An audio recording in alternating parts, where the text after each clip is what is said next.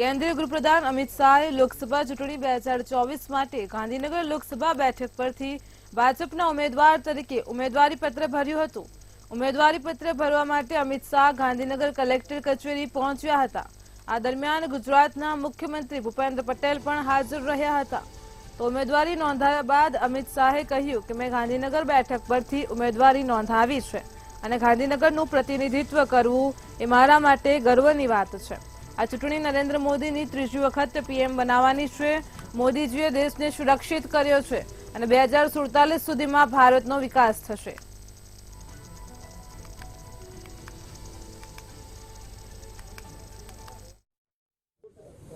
लोकसभा के लिए मेरा नामांकन गांधीनगर सीट से भरा है। मेरे लिए एक बड़ा गौरव का विषय है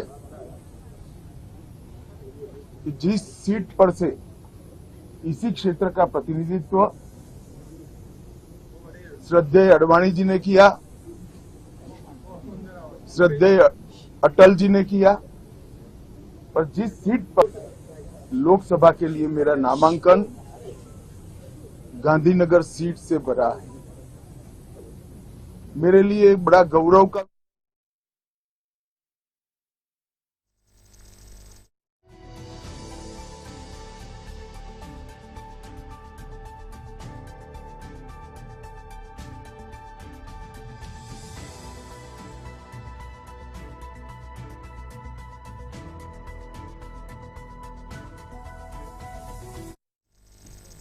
લોકશાહીના સૌથી મોટા પર્વ એવા લોકસભાની ચૂંટણીનું પ્રથમ તબક્કાનું આજે મતદાન યોજાઈ રહ્યું છે।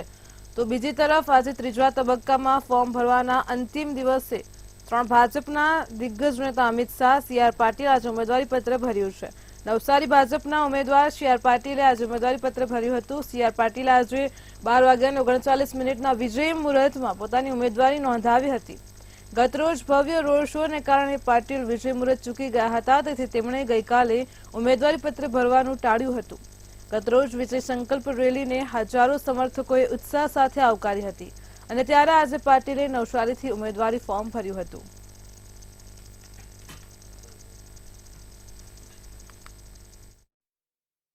भारतीय जनता पार्टी ने नवसारी बैठक पर ज्वलंत विजय प्राप्त थाय छे, एना माटे पण हाथ जोड़ीने कार्यकर्ताओने આગેવાનોને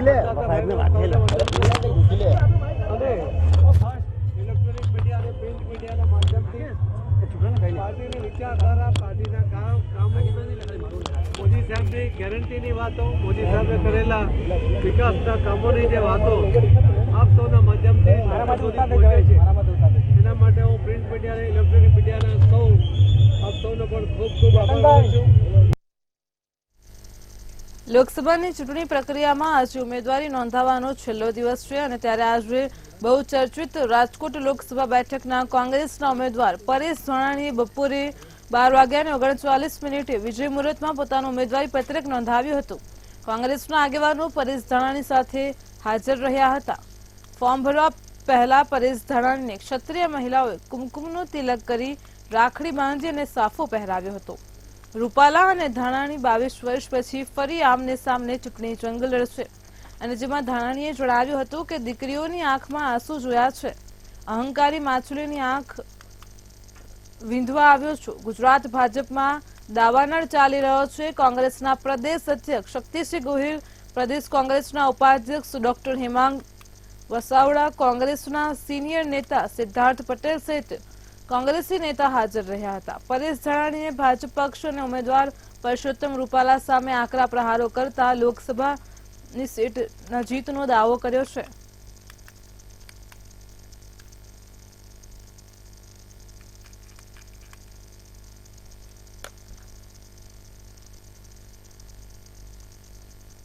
भाई श्री परेशभाई दानाणीना समर्थनमा दम धकता तापमा खूब बहोળી સંખ્યામાં સજ્જનો, દેવીઓ અને યુવાન સાથીઓ આવ્યા, એ સૌનો હૃદયપૂર્વક આભાર માનું છું। લોકશાહીમાં લોકો મહાન હોય છે, સત્તા પણ લોકો આપતા હોય છે, પરંતુ લોકો તરફથી મળેલી સત્તાને અહંકારથી જાણે લોકો પોતાના ખિસ્સામાં હોય એ પ્રકારનો દાવો એ લોકશાહીનું અપમાન છે। ભારતીય જનતા પાર્ટીના અહંકારને, લોકોનો પ્રેમ અને સમર્થન તોડશે. પરેશભાઈ દાનાણી ચૂંટણી લડવા નથી આવ્યા, અહીંના લોકોએ એમને બોલાવ્યા છે. રાજકોટમાં સૌ પત્રકાર ભાઈઓનો હૃદયથી આભાર માનું છું. પ્રજાની પીડાને, લોકોની વેદનાને વાચા આપનારા આપ સૌ સાથીઓ સહકાર આપ્યો છે, આપો છો અને આપતા રહેશો એવો મને સંપૂર્ણ વિશ્વાસ છે. આજ રાજકોટના રણ મેદાનમાં સંસદ સભ્ય બનવા નહીં, જનસામાન્યના સ્વાભિમાનને સલામ કરવા માટે આ રાજકોટની ભૂમિ ઉપર હું આવ્યો છું. દમણ દીવ લોકસભા બેઠક પર કોંગ્રેસના ઉમેદવાર કેતનભાઈ પટેલે આજે ઉમેદવારી પત્ર ભર્યું હતું. ઉમેદવારી પત્ર ભરતા પહેલા કેતન પટેલે મોટી દમણ માર્કેટ વિસ્તારમાં એક સભા યોજી હતી, જેમાં ઉમેદવારની સાથે કોંગ્રેસના અગ્રણીઓ અને તેમના સમર્થકો પણ મોટી સંખ્યામાં ઉપસ્થિત રહ્યા હતા. તો સભામાં ભાજપ પર પ્રહારો કર્યા હતા. કોંગ્રેસના ઉમેદવાર કેતન પટેલે પણ ઉમેદવારી પત્ર ભરતા વર્ષ 2019માં જે ઉમેદવારો વચ્ચે ત્રિપાખ્યો જંગ હતો અને તેવી જ રીતે આ વખતે પણ આ બેઠક પર તે જ ઉમેદવારો વચ્ચે ફરી એક વખત પ્રતિષ્ઠાભર્યો જંગ ખેલાઈ રહ્યો છે. ફોર્મ ભર્યા બાદ કેતન પટેલે આ વખતે દમણ દીવ બેઠક પર કોંગ્રેસ ભવ્ય વિજય મેળવશે તેવો આત્મવિશ્વાસ પણ વ્યક્ત કર્યો હતો.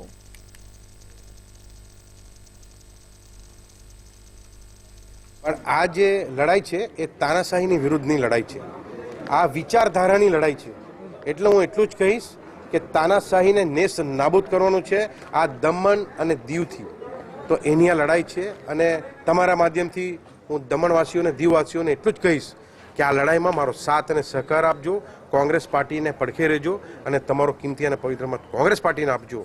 અને એક દિવસ તમે તમારો આપજો, બાકી 5 વર્ષ તમે ઘરે રહેજો. હું જોઈ લઈશ આ તાનાશાહીને કેવી રીતે નેસ નાબૂદ કરવાની અમને આવડે જ છે. લોકોની ભાવના છે, એ ભાવનાઓને ખરેખર અમને આંખમાંથી આંસુ આવી જાય છે. મહેસાણા લોકસભા બેઠક ઉપરથી કોંગ્રેસ ઉમેદવાર રામજી ઠાકોરે આજે ટ્રેક્ટરમાં બેસીને ટ્રેક્ટર ચલાવી અનોખી રીતે ઉમેદવારી ફોર્મ ભરવા માટે પોતાના ગામ તળેટીથી નીકળ્યા હતા. મહેસાણા પહોંચી હીરાનગર ચોકમાં જન આશીર્વાદ સભામાં પહોંચ્યા હતા. ગુજરાત પ્રદેશ કોંગ્રેસ નેતાઓની ઉપસ્થિતિમાં યોજાયેલી સભામાં કોંગ્રેસ નેતાઓએ ભાજપ સરકાર સામે આકરા પ્રહારો કર્યા હતા. અને જ્યારે રામજી ઠાકોર કોંગ્રેસ અગ્રણીઓ અને કાર્યકરો સાથે રેલી યોજી મહેસાણા કલેક્ટર કચેરી પહોંચી અને મહેસાણા લોકસભા બેઠક માટે ઉમેદવારી ફોર્મ ભર્યું હતું. ત્યારે ચૂંટણી ફોર્મ ભરતાની સાથે જ રામજી ઠાકોરે જીતનો દાવો કરતા મહેસાણાના રાજકારણમાં ગરમાવો આવી ગયો છે.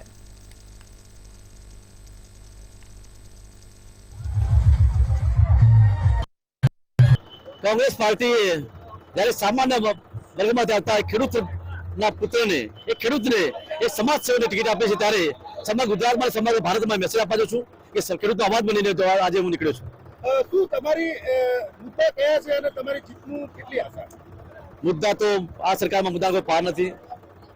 શિક્ષણનો મુદ્દો છે, બેરોજગારી, મોંઘવારી, આર્થિક, આરોગ્ય, તમામ પ્રકારે પ્રજા ત્રસ્ત થઈ ગઈ છે. એટલે તમામ સામાન્ય વર્ગને પોસાતા મુદ્દા લઈને હું આગળ જવાનું છું. આપણે અપીલ કરી હતી કે હું ગરીબનો દીકરો છું, લોકો મને નોટ અને વોટ આપે. લોકોએ ખૂબ સારો સહયોગ પણ આપ્યો છે. કેવા પ્રકારનો સહયોગ? 100% જ્યારે પણ હું જ્યાં જઉં છું ત્યારે લોકોને ખબર છે કે રામજી ઠાકોર સમાજ સેવક છે, ગરીબ સામાન્ય વર્ગમાંથી આવતો ઉમેદવાર છે. કોંગ્રેસ માટે ટિકિટ આપી ત્યારે જનતાનો અવાજ બનશે એ આશા અને અપેક્ષા સાથે લોકો મને નોટ ને વોટ આપવા માટે બંધાયેલા છે. લોકસભા ચૂંટણીને લઈને પ્રથમ તબક્કાનું મતદાન આજથી શરૂ થયું છે, જેને લઈને રાજ્યમાં ચાલી રહેલી ગૌણ સેવા પસંદગી મંડળની પરીક્ષા મોકૂફ રાખવામાં આવી છે. ચૂંટણીની આચારસંહિતાના કારણે તારીખ 20, 21, 27 અને 29 એપ્રિલની પરીક્ષા મોકૂફ રાખવામાં આવી છે. તેમજ 4 અને 5 મેના રોજ લેવાનારી પરીક્ષા પણ મોકૂફ રખાઈ છે. તો 8 અને 9 મેની પરીક્ષા યથાવત રહેશે. ત્યારે ચૂંટણી પંચના નિર્દેશ બાદ પરીક્ષાને મોકૂફ રાખવામાં આવી છે.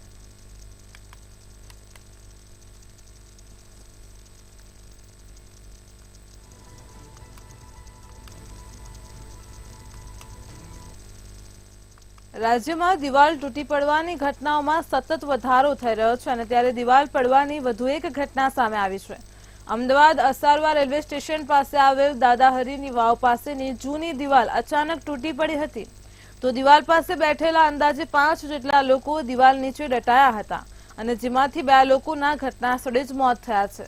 આ ઘટનાને લઈને ફાયર વિભાગ પણ તાત્કાલિક ધોરણે ઘટના સ્થળે પહોંચી તે પહેલા જ તેના સ્થાનિક લોકોએ બંને મૃતદેહોને બહાર કાઢ્યા હતા અને જ્યારે 3 લોકોને ઈજા થતા તેમને સારવાર અર્થે હોસ્પિટલ ખસેડવામાં આવતા હતા.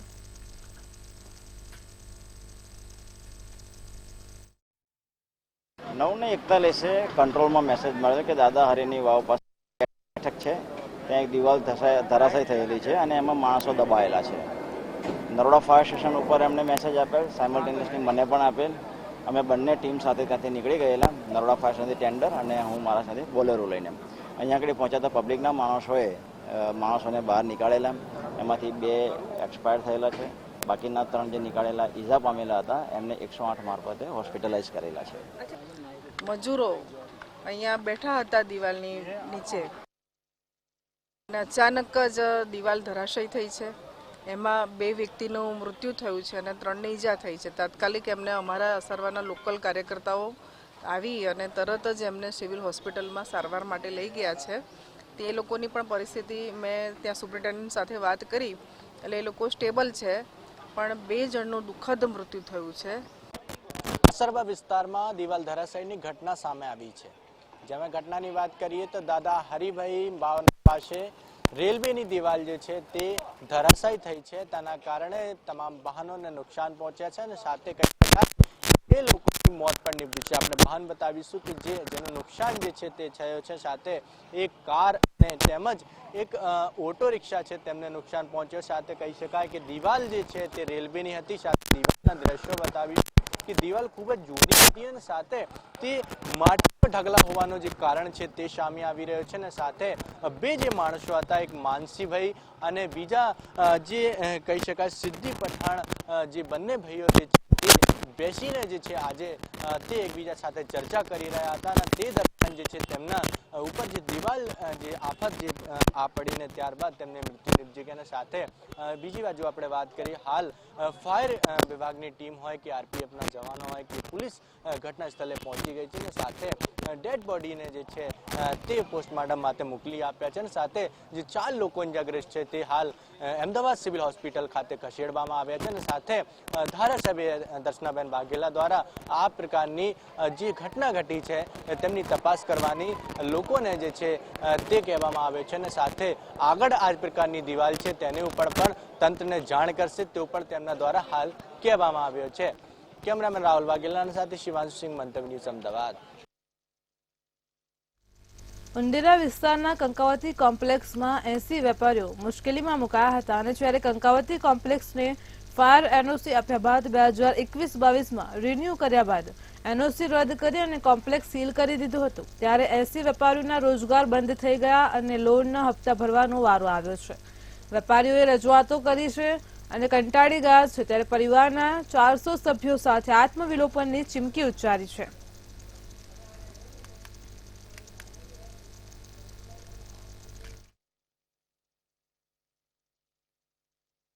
કમ્પ્લીશન સર્ટિફિકેટ અમને ઓલરેડી મળેલું હતું, પણ કોઈક અધિકારીના કહેવાથી અમારું ફાયરની સર્ટિફિકેટ રદ થયેલ છે. તો અમારી એક નમ્ર વિનંતી છે કે અમારું કોમ્પ્લેક્સ જે હર્યું ભર્યું હતું, બધા જે પોતપોતાનો ધંધો કરતા હતા એ રીતે જો અમને ફરી એકવાર કોમ્પ્લેક્સ ફરી અમારી સીલ વાગેલી છે એ ખોલી આપે તો ફરી પાછા અમારા બધા જે ભાઈઓ છે એ વ્યવસ્થિત રહી અને દુકાનમાં પોતપોતાની દુકાનો બેસી અને ધંધો કરી શકે એવી અમારી માગણી છે. ઉંડેરા ગામમાં કંકાવટી એટીએમ કરીને કોમ્પ્લેક્સ આવેલું છે. અમારા કોમ્પ્લેક્સમાં 2021 જાન્યુઆરીથી વડોદરા કોર્પોરેશન દ્વારા સીલ કરવામાં આવ્યું છે. સીલ કરવા માટે અમને પ્રારંભિક રીઝન એ જ કહેવામાં આવ્યું છે કે ભાઈ તમારા કોમ્પ્લેક્સમાં ફાયર એનઓસી નથી. આ સાથે અમે તમને જણાવીએ છીએ કે અમારા પાસે 2019માં જ્યારે બુડામાં હતું ત્યારે અમારી પાસે ફાયર એનઓસી પણ હતી. 2021માં જ્યારે કોર્પોરેશન આવ્યું ત્યારે વડોદરા કોર્પોરેશને ફાયર એનઓસી રિન્યુઅલ પણ કરી આપી હતી. ત્યારબાદ કોઈ કારણસર એમને ફાયર એનઓસી અમારી રદ કરી અને એના પછી ફાયર એનઓસી નથી એવું કહીને એમને આખું કોમ્પ્લેક્સ સીલ માર્યું. કોમ્પ્લેક્સ જ્યારથી સીલ કર્યું ત્યારથી જે કંઈ પણ 40-50 દુકાનદારો છે, નાના મોટા વેપારીઓ છે, જે જેમનું જીવન રોજગાર એની ઉપર નાનો મોટો વ્યવસાય કરીને ચલાવતા હતા, એ બધા આર્થિક રીતે પડી ભાંગ્યા છે. છોટાઉદેપુર જિલ્લો મધ્યપ્રદેશને અડીને આવેલો છે અને ત્યારે મધ્યપ્રદેશના વિસ્તારોમાંથી છોટાઉદેપુરમાં મોટી સંખ્યામાં દારૂ ગુજરાતમાં પ્રવેશવામાં આવે છે. તો ગત રાત્રે મધ્યપ્રદેશના કઠિયાવાડ વિસ્તારમાંથી ગુજરાતમાં પ્રવેશ કરાતો લાખો રૂપિયાનો દારૂ ઝડપી પાડવામાં આવ્યો છે. છોટાઉદેપુર રંગપુર નાકા પાસે અલીરાજપુર હાઈવે રોડ ઉપરથી દારૂથી ભરેલો આઈસર ટેમ્પો ઝડપી પાડવામાં આવ્યો છે. એલસીબી પોલીસને મોટી સફળતા મળી છે. તો પોલીસે આઈસર ટેમ્પો વિદેશી દારૂ સહિત 26 લાખથી વધુની કિંમતનો મુદ્દામાલ કબજે કર્યો છે. એક આરોપીની ધરપકડ કરી વધુ કાર્યવાહી હાથ ધરી છે.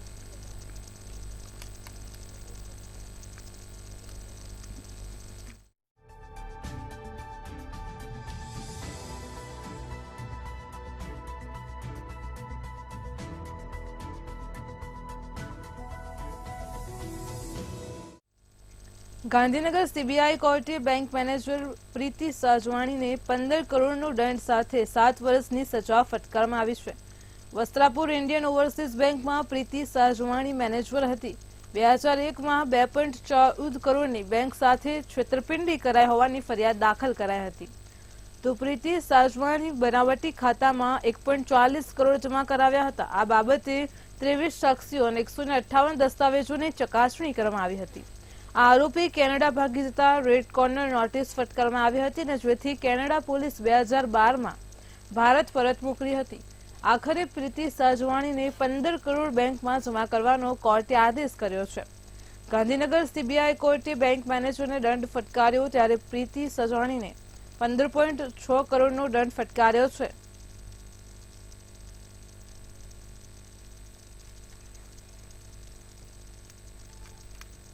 દાહોદના જાલોદના મોટી હાંડીના તળાવમાં નહાવા જતા 2 બાળકોના મોત થયાના સમાચાર સામે આવ્યા છે.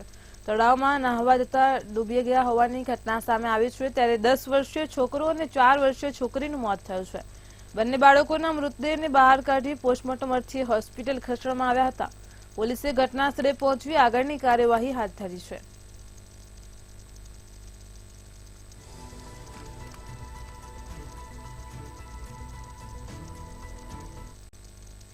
રાજકોટની ભાગોળે આવેલ સાપર નજીક ભૂકંપના આંચકા અનુભવાયા હતા.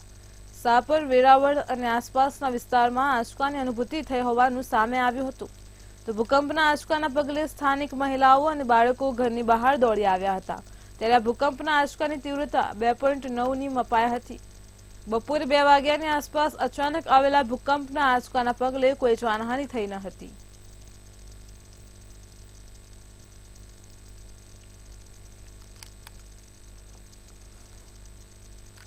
રાજ્યમાં હવામાન વિભાગ દ્વારા આગામી 4 દિવસને લઈને આગાહી કરવામાં આવી છે અને ત્યારે આગામી 4 દિવસ તાપમાન યથાવત જોવા મળી રહેશે. જ્યારે 4 દિવસ બાદ ગરમીમાં જોરદાર વધારો થવાની આગાહી કરવામાં આવી છે. તેમજ દરિયાકાંઠાના વિસ્તારોમાં ગરમ પવનો ફૂંકાવાની શક્યતાઓ પણ વ્યક્ત કરવામાં આવી છે. ત્યારે ગરમ પવન ફૂંકાવાના કારણે દરિયાકાંઠાના વિસ્તારોમાં અકળામણ અનુભવાશે.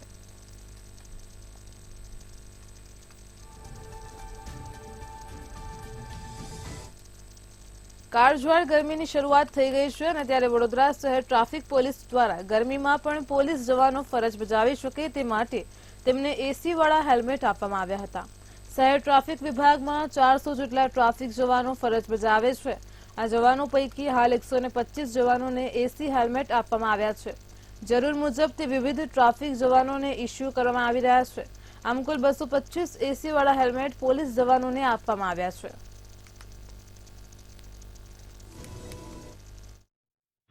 આ એસી હેલ્મેટ વાસ્તવમાં કારગર છે, કારણ કે આ તમે જુઓ છો આટલી ગરમી, બસ ડામરની ગરમી, આ સાયલેન્સરમાંથી નીકળતી ગરમી અને આકાશની ગરમી, માણસ ઊભું રહેવું મુશ્કેલ બને. સામાન્ય માણસ ઘરમાંથી નીકળવાનું પણ ટાળે. એવા કિસ્સામાં પોલીસ અને ટીઆરબીએ તડકામાં ઊભું રહેવું પડતું હોય છે. એટલે આ હેલ્મેટના કારણે જે ફેસ ઉપર ને માથા ઉપર એમને ઠંડક મળે છે, એના કારણે એમની કાર્યક્ષમતા વધે છે અને કોઈ બીજી તકલીફ પડતી નથી. ફતેપુરા તાલુકા મથક સહિત ગ્રામ્ય પંથકમાં મોડી રાત્રે સુધી લગ્ન પ્રસંગના બહાને લાઉડસ્પીકર વગાડી અને ઘોંઘાટ સર્જનારા ડીજે સંચાલકો સામે પોલીસ તંત્રએ લાલાંક કરી છે. ડીજે સંચાલકો લાઉડસ્પીકર વગાડીને પાડોશીને હેરાન કરતા હોવાની માહિતી ફતેપુરા પોલીસને મળી હતી. જેના આધારે ફતેપુરા પોલીસે વિવિધ 3 જેટલી જગ્યાએ તપાસ હાથ ધરી હતી.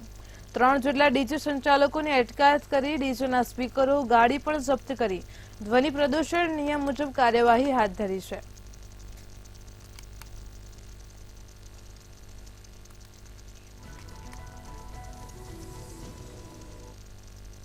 વડોદરામાં હિટ એન્ડ રનની ઘટના સામે આવી છે. બલેનો ગાડી એક્ટિવાને અડફેટે લેતા આ ઘટના બની હતી, જેમાં અકોટા બ્રિજ પર હિટ એન્ડ રનમાં આકાશ નામના યુવાનનું ઘટના સ્થળે જ મોત નીપજ્યું હતું.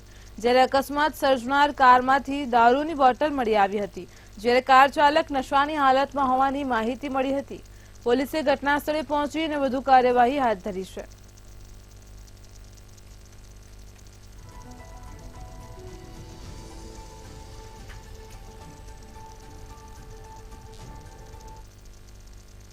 અમદાવાદની સિવિલ હોસ્પિટલમાં બ્રેન્ડેડ દર્દી દ્વારા કિડની હોસ્પિટલમાં લીવર દાન કરવામાં આવ્યું હતું. સાથે જ વર્લ્ડ લીવર ટ્રાન્સપ્લાન્ટ દિવસે કિડની હોસ્પિટલ દ્વારા બીજા દર્દીને ટ્રાન્સપ્લાન્ટ કરી નવજીવન આપવામાં આવ્યું છે.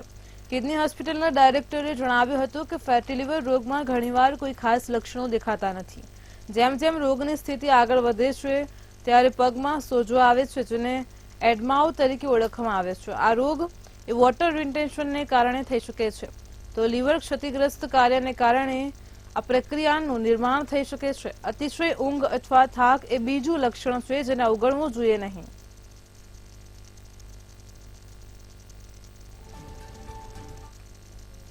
આજે જ એક બ્રેન્ડેડ ડોનર માંથી આપણને લીવર પ્રાપ્ત થાય છે. સિવિલ હોસ્પિટલની અંદરથી જ આપણને આજે એક લીવર મળે છે અને એ અતિ મેદસ્વીતાના કારણે જેને લીવર ગુમાવેલું છે એવા દર્દીને આપણે આજે પ્રત્યારોપણ કરી રહ્યા છીએ. ધારો કે એ દર્દીનું વજન 140 કિલો હતું, ઘટીને અત્યારે 110 કિલો જેટલું થયું છે, પરંતુ લીવર એટલું બધું બગડી ગયું કે એને જો ટ્રાન્સપ્લાન્ટ ન કરીએ તો એ જીવી શકે એમ નથી. તો આવા દર્દીઓને ટ્રાન્સપ્લાન્ટની જરૂર પડી શકે છે. વિશ્વ લીવર દિવસ દર વર્ષે 19 એપ્રિલે યકૃતના સ્વાસ્થ્યના મહત્વ વિશે જાગૃતિ ફેલાવવા અને લીવરના રોગોને અટકાવવા માટે મનાવવામાં આવે છે. સિવિલ કિડની હોસ્પિટલના ડાયરેક્ટર પ્રાંજલ મોદીએ મંતવ્ય ન્યૂઝ સાથેની વાતચીત દરમિયાન જણાવ્યું કે લીવર સંબંધિત રોગોની સંખ્યામાં વધારો રોગની ગંભીરતા, જોખમી પરિબળો અને નિવારણ વિશે જાગૃતિના અભાવ સાથે જોડાયેલો છે. તે વધુ વજનવાળા, મેદસ્વી અને ડાયાબિટીસવાળા લોકોની વધતી સંખ્યા સાથે પણ જોડાયેલો છે.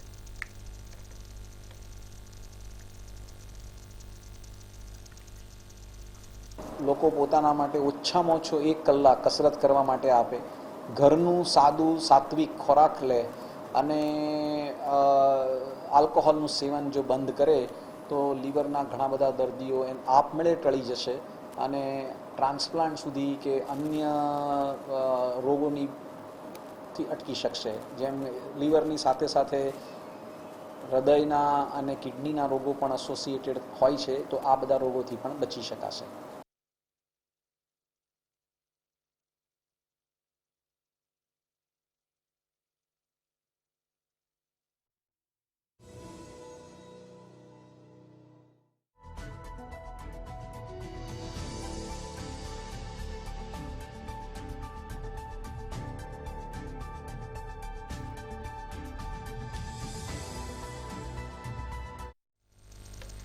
અમદાવાદના નારણપુરા ખાતે આવેલ જૈન દેરાસરમાં કેન્દ્રીય ગૃહમંત્રી અમિત શાહે દર્શન કર્યા હતા.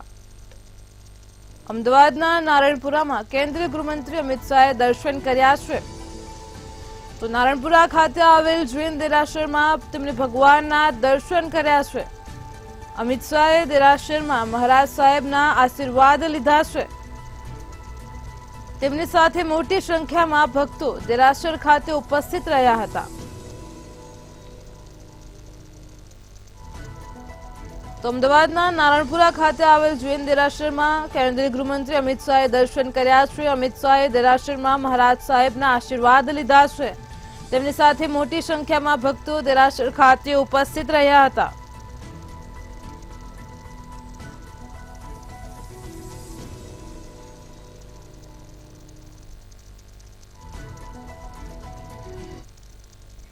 મહેસાણાથી લોકસભા ચૂંટણીનો જ મામલો સામે આવી રહ્યો છે તેની વાત કરીએ તો મહેસાણાથી સમાચાર સામે આવી રહ્યા છે. આગામી લોકસભાની ચૂંટણીનો મામલો સામે આવી રહ્યો છે. મહેસાણા બેઠક પર કુલ 13 ફોર્મ ભરાયા છે. ભાજપ ઉમેદવાર હરિભાઈ પટેલે કુલ 4 ફોર્મ ભર્યા છે, જ્યારે ભાજપના ડમી ઉમેદવાર રાજુ પટેલે 4 ફોર્મ ભર્યા છે. તો સમાચાર સામે આવી રહ્યા છે મહેસાણામાં લોકસભા ચૂંટણીનો જે મામલો સામે આવી રહ્યો છે. કોંગ્રેસ ઉમેદવાર રામજી ઠાકોરે 2 ફોર્મ ભર્યા છે, જ્યારે કોંગ્રેસના ડમી ઉમેદવાર તરીકે ભરતજી ઠાકોરે પણ ફોર્મ ભર્યું છે, તો બહુજન સમાજ પાર્ટીમાંથી અમૃત મકવાણાએ ફોર્મ ભર્યું છે.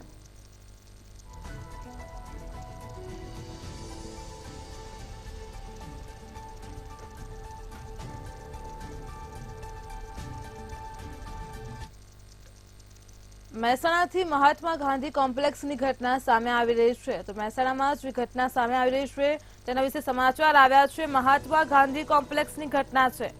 ગાંધી કોમ્પ્લેક્સના ફૂટપાથ પર ભિક્ષુકનું મોત થયું છે. અકાળઝાળ ગરમીના કારણે આ ભિક્ષુકનું મોત થયું છે. તો ભિક્ષુકના મોત બાદ કલાકો સુધી પોલીસ પણ ત્યાં ફરકી નથી. મહેસાણાની જે ઘટના છે, મહાત્મા ગાંધી કોમ્પ્લેક્સ ખાતે કાળઝાળ ગરમીના કારણે એક ભિક્ષુકનું મોત થયું છે. ભિક્ષુકના મોત બાદ પણ કલાકો સુધી પોલીસ ફરકી નથી. ગાંધી કોમ્પ્લેક્સના ફૂટપાથ પર ભિક્ષુકનું મોત થયું છે.